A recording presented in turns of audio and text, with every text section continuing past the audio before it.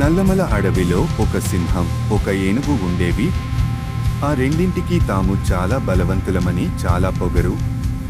ఒకరోజు ఆ అడవికి రాజు ఎవరు అనే విషయంలో వాటికి గొడవ వచ్చింది.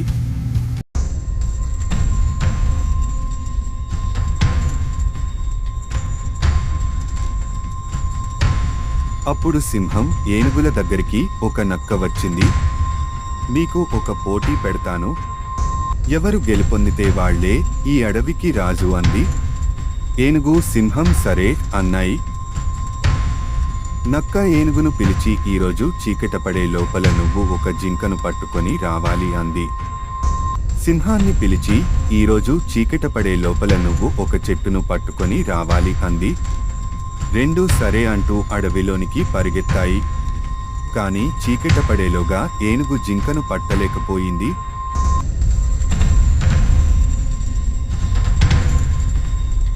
సింహం చెట్టును పడగొట్టలేకపోయింది. అప్పుడు నక్క ఈ అడవిలో ఒక్కొక్క జంతువు ఒక్కొక్క పని చేయగలదు, అంతేకాని అందరూ అన్ని పనులు చేయలేరు. కాబట్టి అడవిలోని జంతువులన్నీ సమానమే అని చెప్పింది. Kiddo TV Fun Channel